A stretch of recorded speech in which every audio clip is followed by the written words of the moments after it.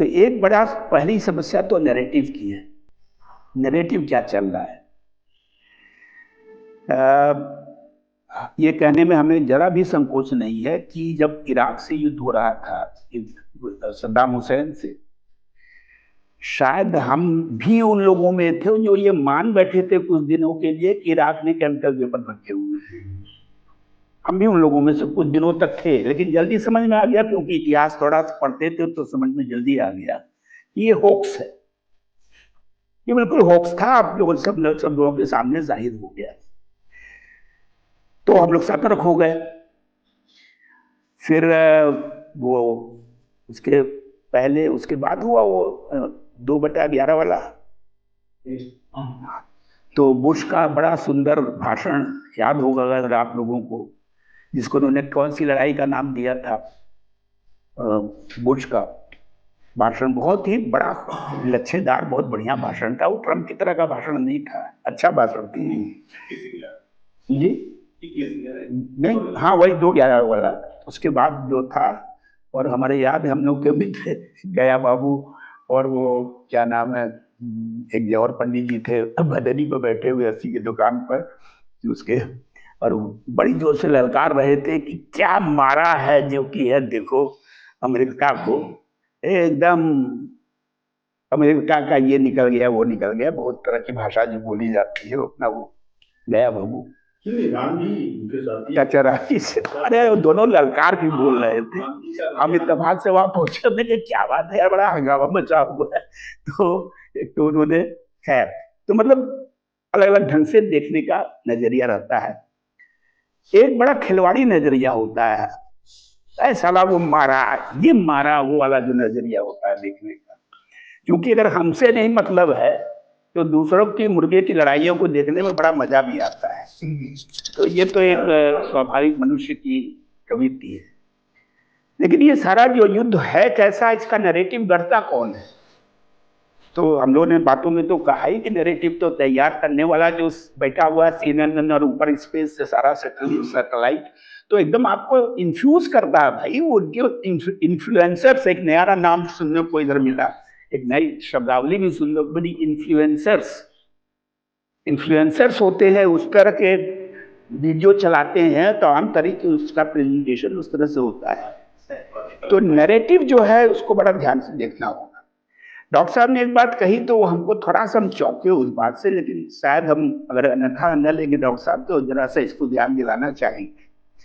ये जो इस्लामोफोबिया वाला जो नैरेटिव है, ये भी नैरेटिव है। आपको सबको मालूम होगा, चाहे वो बोको हराम हो, चाहे वो अलकायदा हो, चाहे आईसिस हो, तालिबान हो, पैदाइश किसकी है, किस पृष्ठभूमि की पैदाइश है, ये हम सब लोगों को मालूम है।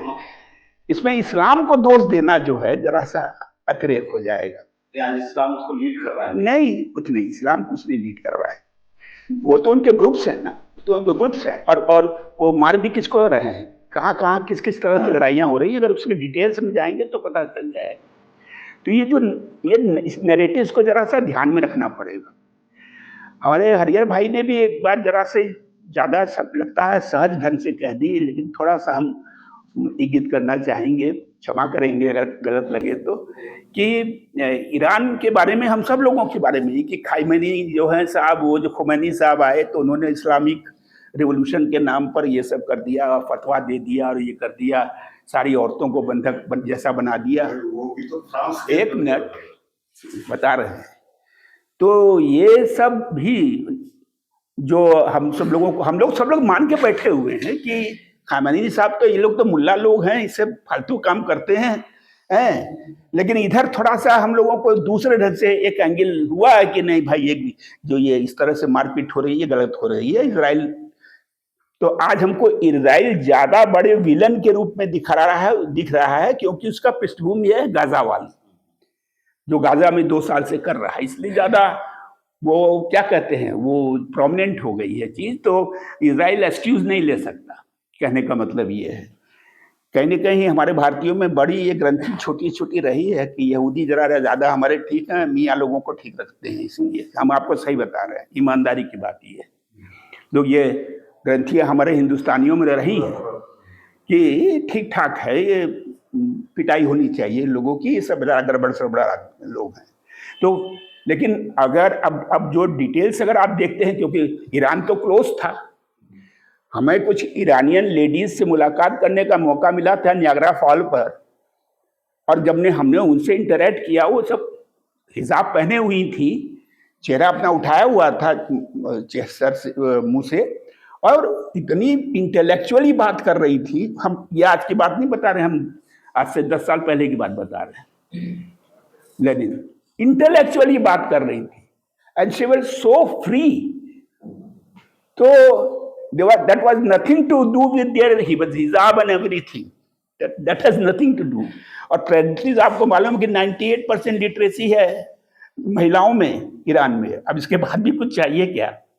60% साइंटिस्ट, इंजीनियर्स और डॉक्टर्स हैं। आज जो मुआब सड़क पर ईरान का निकल के आ रहा है, उसमें 50% औरतें दिखाई दे रही हैं बुर्का पहने हुए, in the support of their government.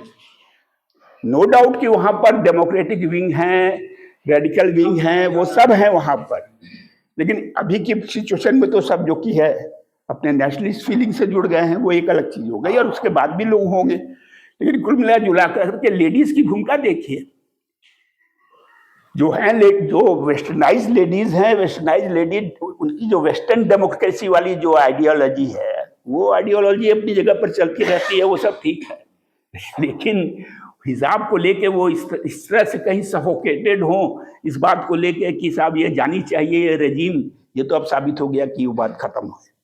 तो हम लोगों को थोड़ा सा नैरेटिव के बारे में समझ लेना चाहिए। सेकेंडली, तो ये तो बात ये है, और क्योंकि हमारा सब्जेक्ट हिस्ट्री है, जरा हम पीछे से भी देखते हैं, पूरे चाइना को अफीमची कहने वाले कौन लोग थे? चाइना अफीम को जानता तक नहीं था, और ये ब्रिटिशर्स ने अफगानिस्तान से और आपके गाजीपुर और मऊ से अफीम ले जा के जबरदस्ती पिलाई कैंटन में, और उसके लिए 2 युद्ध लड़ लिए। चाइनीज गवर्नमेंट ने चाइनीज गवर्नमेंट ने जब इसको अपोज किया, तो उसको 2 बार वॉर कर दी उसके साथ, और चीनी तरबूज का बंटवारा कहा जाता है कि सब जगह जोन ऑफ इन्फ्लुएंस अपने बांट लिए, ये सारी चीजें हुई। तो ये तो दूसरों को ब्रांड करते हैं, ब्रांडिंग इनका नेचर रहा है। दूसरी बात एक पूंजीवाद से जुड़ी हुई है। पूंजीवाद का नेचुरल उसका तो इम्प्लीकेशन है, उसको तो ज्यादा ईंधन चाहिए, वो सर्वाइव ही नहीं करेगा, वो तो आप जानते हैं, ये तो हम लोग बेसिक जानते हैं कि पूंजीवाद को इतना ईंधन चाहिए अपने को सर्वाइव करने के लिए कि वो अनएंडिंग है, वो कभी खत्म ही नहीं होगा। और पूरा का पूरा जो अर्ली इंपीरियलिज्म था, कॉलोनिज्म था, वो सब ईंधन के लिए ही था। और उसके बाद फिर जो की है डेमोक्रेसी में उसने एक दूसरा तरीका अपना लिया, और अब वो मानवता के नाम पर युद्ध करता है, मानवता को बचाने के लिए युद्ध करता है, कहता है कि साहब ये परमाणु बम बना लिया, बना के अपने रखे हुए हो, सबसे छोड़ने वाले भी तुम ही पहले रहे हो, पहले और आखिरी, और उसके बाद सबको कह रहे हो कि तुम परमाणु बम नहीं बनाओगे। तो ये तो इन लोगों का नैरेटिव है, ये मानवता के नाम पर, ह्यूमन राइट्स के नाम पर। और एक हमारे मित्र कोई कह ही रहे थे, सब बता ही रहे थे कि हर जगह डिक्टेटोरियल रेजिम को सपोर्ट करना, डिक्टेटर को पपेट के रूप में बैठाना, और उसके बाद जो की है हर जगह, आप भी साथ बता रहे थे, यहाँ भी कर दिया। हाँ, हमको मतलब ये मंजूर है, लेकिन हमारे कहने से बता तो ये है ना क्लियर। तो कहाँ, अच्छा, हर चीज तो है मानवता के नाम पर, ह्यूमन राइट्स के नाम पर, हर चीज ह्यूमन राइट्स के नाम पर है। ईरान में भी ह्यूमन राइट देने गए हैं, ईरान में भी ह्यूमन राइट देने गए हैं लोगों को। तो ठीक है, इंटरनल कॉन्फ्लिक्ट अपनी जगह पर, लेकिन ये जो अप्रोच है टोटल इंपीरियलिज्म की, ये पूंजीवाद की, तो पूंजीवाद को ईंधन चाहिए। अमेरिका खुद इकोनॉमिकली त्रासदी में है, हम सब लोग जानते हैं, और अमेरिका के पास सिवाय हथियार बेचने के लिए और कुछ है नहीं, तो उसको तो लड़ाई चाहिए, और उसको लड़ाई चाहिए। वो तो यहाँ सीधे फंस गया है, नहीं तो वो तो दोनों पक्षों को हथियार देता, वो तो दोनों पक्षों को हथियार देता, लेकिन यहाँ फंस गया है सीधे। तो ये उसकी मॉडस ऑपरेंडाई बहुत पुरानी है, कोई नई नहीं है। 1900 में एक आपको लोगों को उत्सुकता के लिए बता दें, बड़ा रोचक इंसिडेंस है। अमेरिका ने जब अपनी पैसिफिक ओशन से इंडियन ओशन की तरफ पहला कदम उठाया तो वो बड़ा इंटरेस्टिंग एपिसोड है, फिलीपींस वाला।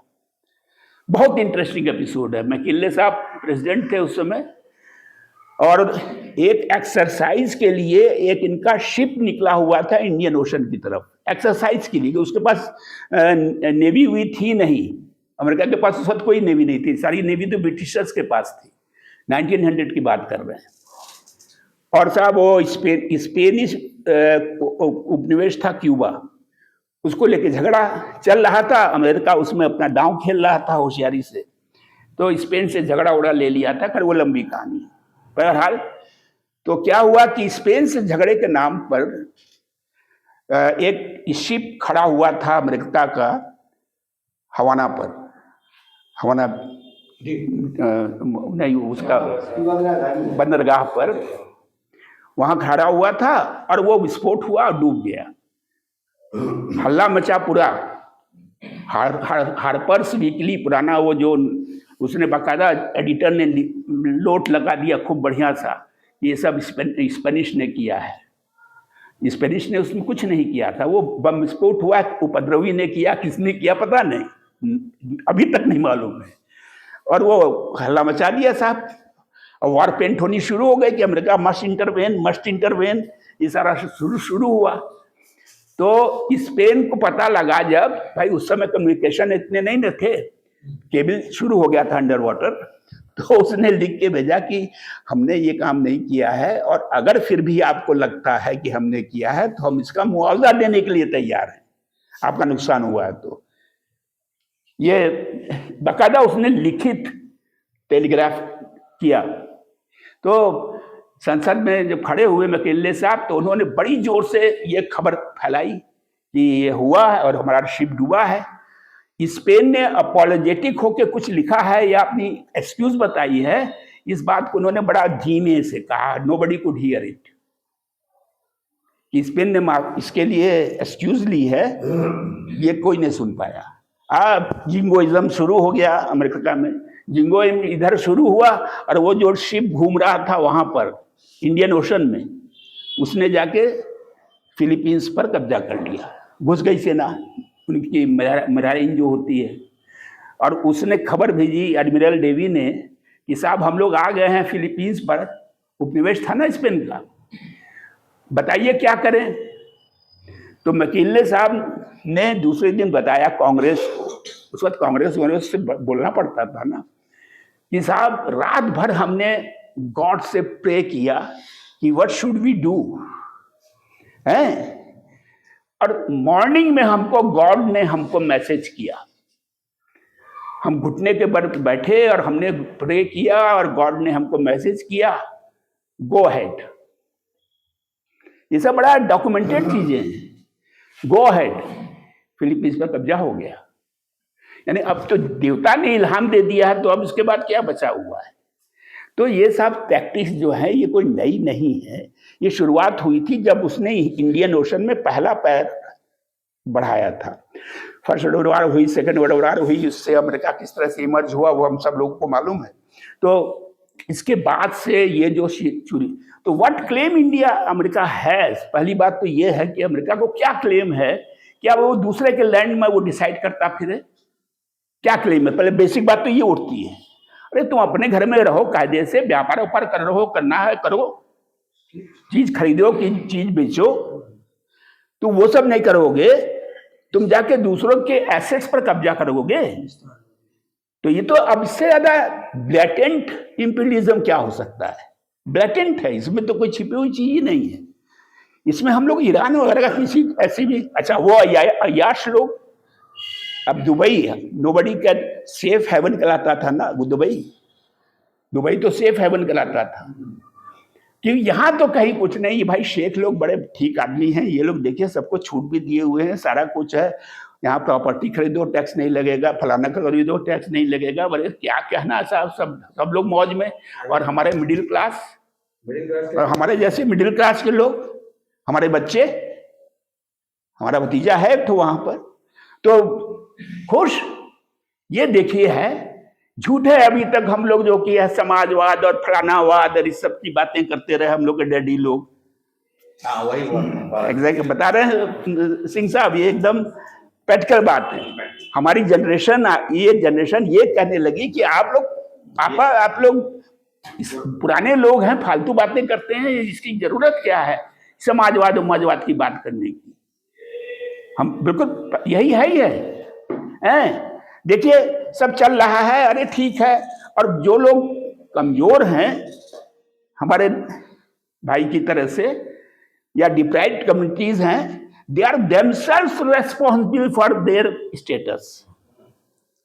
Important is this, they are themselves responsible. अगर आप लोग बंजारे की तरह घूम रहे हैं तो ये आप ही की गलती है, इसमें दूसरों की गलती थोड़ा ना है। तो वही तो मैं कह रहा हूं, यही तो हम बात करें, नैरेटिव की ही तो बात हो रही है। ये नैरेटिव से पैरेलल चल रहे हैं ना, इस्लामोफोबिया का नैरेटिव, फलाने का नैरेटिव। मतलब हमको कैसे टारगेट करना है दूसरी कम्युनिटीज को, दूसरों की फ्रीडम को, दूसरों की उसको।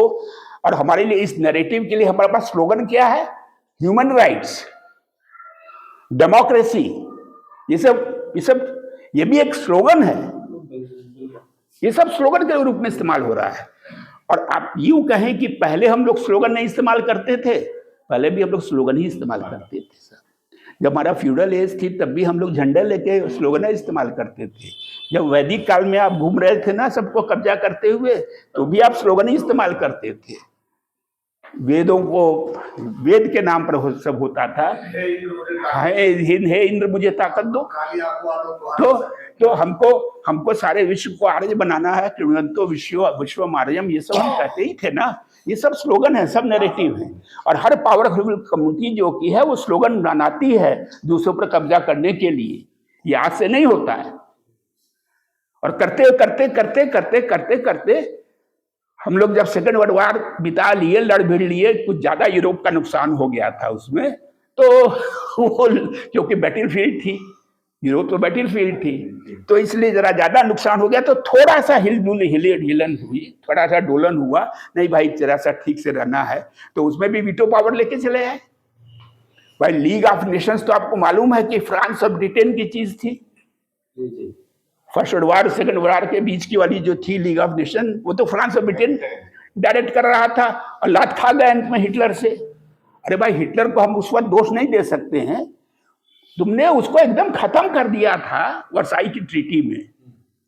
वर्साई ट्रीटी में आपने सारे उसके शिप्स छीन लिए, उसके जहाज छीन लिए, उसके कोल फील्ड छीन ली, उसका आयरन छीन लिया, और उसके ऊपर इतना इंडेमनिटी लगा दी कि इतने साल में पूरा करो।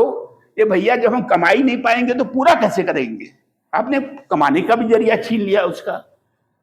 वो जर्मनी के पास तो कोई कॉलोनीज थी नहीं, जर्मनी के पास कहाँ कॉलोनीज थी। तो हिटलर ने अगर अपने देशवासियों को जरा सा उकसाया तो उसके पास तो लॉजिक था उकसाने के लिए। वो तो सीधे से कि भाई ये सब तो हम करेंगे क्या है, मारो सालों को हम ट्रीटी फीटी नहीं मानते हैं, बात खत्म। 1 मिनट में उसने कहा ट्रीटी फीटी नहीं मानते, हो गया खत्म। अब फ्रांस और इंग्लैंड मुंह ताक रहे हैं, अरे भाई ऐसा मत करो, ऐसा मत करो। अरे तब तक वो तो सुडेटनलैंड भी ले लिया, पोलैंड भी ले लिया, सब लेता चला गया। तो स्टोरी बहुत मजेदार है, वो सब हम लोग जानते हैं। तो वो लात खाने के बाद सेकेंड वर्ल्ड वॉर, और सेकेंड वर्ल्ड वॉर के बाद कहेंगे भाई यूएनओ, तो यूएनओ बनाएंगे तो उसमें भी वीटो अपने पास रख लेंगे। चाइना जब बना लिया एटॉमिक बम, हाथ जोड़ के उसको लाए कि तुम भी ले लो भैया वीटो पावर, हाथ जोड़ के लाए हैं। सब लोगों को याद होगा, चाइना अपने बल पर आया है, असर्ट करके आया है, लो तुम भी आ जाओ, और नहीं कोई बनाएगा, अच्छी ठेकेदारी है। तो देखिए ये युद्ध तो बेसिकली गलत प्रेमाइसिस पर है, इसका कोई जस्टिफिकेशन कुछ है ही नहीं। पहली बात तो हम ये कहना चाहते हैं। हम लोग इसको हम मान भी लेते हैं कि कुछ इस्लामिक फतवागिरी जो है वो एक कठमुल्लापन जिसको हम मानते हैं वो ठीक है, उसको एक हम वो दे सकते हैं, लेकिन फिर भी उसके बेसिस पर आप किसी पर, वो आपको तो नहीं कहा कि आप बुर्का पहनिए, भाई आपको तो खिजाब हिसाब पढ़ने के लिए नहीं कहा रहा है, उसकी औरतें जाने, आप जाने। जैसे आपने ट्रिपल तलाक पर आप बड़े बेचैन थे, जैसे हम लोग ट्रिपल तलाक पर मुसलमानों के बड़े बेचैन हैं कि इनकी औरतों को न्याय नहीं मिलता है। अरे भैया, तो अपने न्याय दे दो अपनी औरतों को, दूसरों को छोड़ो, क्योंकि हम लोग बहुत बेचैन रहते हैं दूसरों के लिए। ये उनका विषय है, उनके ये रेजिस्टेंस उस कम्युनिटी के अंदर पैदा होना चाहिए, रेजिस्टेंस उसके अंदर पैदा होना चाहिए ना। हम जबरदस्ती जो की हैं, हम आएंगे इंटरवेन करने के लिए जबरदस्ती। हमारे बगल में विस्फोट होता है, हमारे बगल में विस्फोट कौन करता है? हमारी इस्लामिक कम्युनिटी यहाँ की करती है। हमारा पाकिस्तान स्टैंडिंग राइवल है, ये हम सब लोग जानते हैं। पाकिस्तान हमसे लड़ाई हार चुका है, पिट चुका है, ये हम सब लोग जानते हैं। और उस पिटने के बाद उसके पास केवल एक उपाय है कि वो इन्फिल्ट्रेशन करे और आपको डिस्टर्ब करे। और उसका मकसद वहां पूरा हो जाता है जब आप अपने यहाँ की कम्युनिटी को उसके लिए ब्रांड कर देते हैं, उसका मकसद पूरा हो गया। तो हम अपनी कम्युनिटी को नहीं ब्रांड कर सकते, पाकिस्तान को हम खोजेंगे, टारगेट करेंगे, हम उसके यहाँ जाकर के क्या फलाना स्ट्राइक है, कौन सी स्ट्राइक है, कुछ भी करते रहिए, वो हमसे मतलब नहीं है। मतलब आप अपनी इंटर कम्युनिटी को कैसे टारगेट कर सकते हैं, आप कैसे इतनी कम्युनिटी को होस्टाइल बना सकते हैं। नंबर 1 भाई देखिए, सेंटिमेंट कैसे आते हैं, सेंटिमेंट कैसे आते हैं? सेंटिमेंट ये आते हैं कि जब आपका ट्रस्ट टूटता है। हमारे बहुत से दोस्त हैं, हमारे एक भी उसको अप्रूव करने वाली लोग नहीं है। जिसको जैसा है, जाकी बह रही भावना जैसी, बोलते वैसे ही हैं लोग। हम आपको सही बता रहे हैं। कम्युनिटी के अंदर ये फीलिंग्स डिस्ट्रस्ट की आती कैसे है? हम कम्युनिटी को एज ए होल जो है टारगेट कर लेते हैं कि ये मुस्लिम को आप अपने यहाँ किराएदारी नहीं देते, कोई मुस्लिम को आप अपने यहाँ जमीन नहीं देते, किसी मुस्लिम को आप जल्दी नौकरी नहीं देना चाहते। अगर 4 हमारे पास ऑप्शंस हैं तो हम मुस्लिम को कभी नहीं देंगे, हिंदू को देंगे। हमारे खुद भोगा हुआ, अपनी यूनिवर्सिटी में देखा हुआ है डॉक्टर साहब, है गोल्ड मेडलिस्ट लड़की जो कि इलाहाबाद यूनिवर्सिटी की संस्कृत पढ़ी हुई, उसको रिजेक्ट इसलिए कर दिया गया कि वो मुस्लिम थी, संस्कृत पढ़ के आई थी, और उसको कहाँ जाना पड़ा? अलीगढ़ यूनिवर्सिटी जाना पड़ा। तो उसको जाना पड़ेगा जामिया मिलिया, उसको जाना पड़ेगा अलीगढ़ यूनिवर्सिटी, उसको जाना पड़ेगा उस्मानिया यूनिवर्सिटी। उसके पास शरण कहाँ पर है? उसको जमीन चाहिए तो अपनी कम्युनिटी के बाद में चाहिए, वो एक घेटो बन जाता है, घेटो जिसको कहते हैं आप, वो घेटो बनेगा। उनको आपने ओपनिंग के मौके आप बंद करते हैं, डिस्ट्रस्ट बढ़ता है, और डिस्ट्रस्ट बढ़ने के बाद वो सफोकेशंस के साथ तमाम तरह की साइकोलॉजी डेवलप होती है। एक्सक्यूजेस हमारे पास बहुत ज्यादा हैं। तो ये जो डिप्राइवेशन है चारों तरफ, इस डिप्राइवेशन को एड्रेस करना पड़ेगा। ये हमारी पावर है, सिंथेसिस वहीं पर है, और डेमोक्रेटिक वैल्यूज को हमको जीतने की जरूरत है। तो इस पूरे कॉन्टेक्स्ट में हम बात को खत्म कर दें, समअप करते हैं, बहुत देर से हम लोग बात कर रहे हैं। समअप इतना ही करना है कि ये जो वॉर हो रही है, इसका नेचर, कैरेक्टर हम सब लोग देख रहे हैं। America, Israel has no right to behave like this. Number 1 हम इसको कंडेम करेंगे, आउटराइट करेंगे। ईरान के अंदर की अपने जो इंटरनल कॉन्फ्लिक्ट्स हैं या कॉन्ट्रडिक्शंस हैं, that is Iran problem, Iran उसको फेस करे, हमको झेलना पड़ेगा है हमको। और हम लोग जिस तरह से उससे अफेक्टेड होने जा रहे हैं, इसको हम लोग बिल्कुल इग्नोर नहीं कर सकते। ये शुतुरमुर्ग की तरह से बालू में गर्दन गाड़ने की बात होगी कि अगर हम कहें कि इस युद्ध से भारत को कोई असर नहीं पड़ने वाला है। भारत पर पूरा असर पड़ रहा है, पड़ना शुरू हो गया है। और अगर कॉन्फ्लिक्ट ड्रैग ऑन हुआ तो बहुत ज्यादा क्राइसिस आ सकती है, क्योंकि हम लोग अपना मॉरल फोर्स भी खो चुके हैं, जिस पर हम लोग खड़े हो सकते थे। मॉरल फोर्स हमारे खत्म हो चुकी है। तो हम समझते हैं कि इतनी ही बात करके खत्म करें आज, और बहुत सारी बातें हो गई। चीज ख्याल कीजिए, ये बहुत सोचने वाली बात है। मैं समेट करके, ईरान की लड़ाई जब लड़ी, मतलब जिस दिन स्टार्ट हुआ, उस दिन सबसे पहले जहां बम्बार्डमेंट हुआ, उस बंदरगाह कोई सामरिक बंदरगाह नहीं था, यहां तक कि वो अंडर बिल्ड था, और वो भारत बनाया था। क्यों? तेल के लिए। और जो किताब इन्होंने दी थी उसमें लिख रहा है, ब्रिटिश के होम सेक्रेटरी और राज परिवार के एक, और चर्चिल बोल रहा है कुछ भी करो माउंटबेटन से, हमारे पैर रखने की जगह का ख्याल करना। अब जरा देखिए सिनारियो। मैं आपको क्योंकि दुर्भाग्य से मुझे एक लड़ाई देखने की मौका मिला था या बाध्य हो गया था उसमें। सबसे 47 मतलब इसका शुरुआत होता है 47 में जब ट्रांसफर ऑफ पावर हुआ। इटली इंग्लैंड के प्रधानमंत्री आए, पीबी चक्रवर्ती ने उनसे पूछा कि सब कुछ होने के बाद आप लोग 1 साल पहले भाग क्यों गए? तो उसका उत्तर है आप प्रबुद्ध लोग हैं, आप जानते हैं।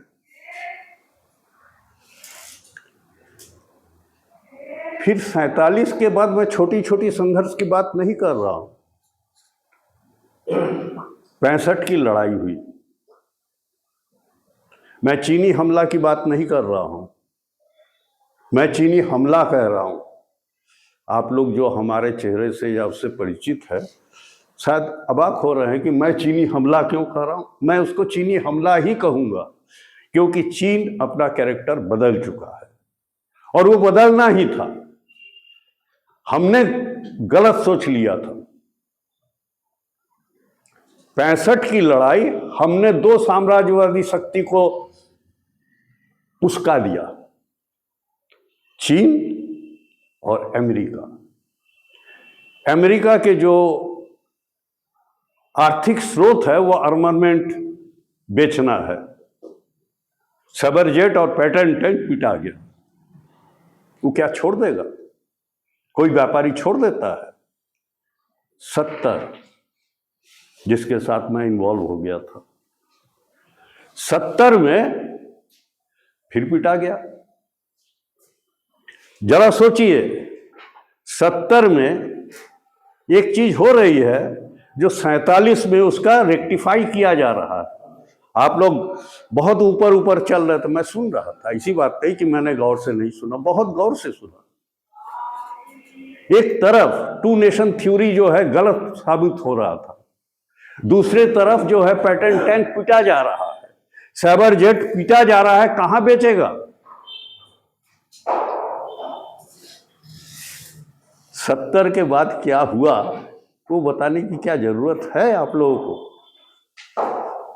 आज हम अगर कहें कि ईरान की लड़ाई से आप सबको सतर्क होना पड़ेगा क्योंकि अगली लड़ाई आपको ही लड़नी है और अपने जमीन पर। हम चारों ओर से घिर गए हैं, बस खत्म। बहुत बड़ी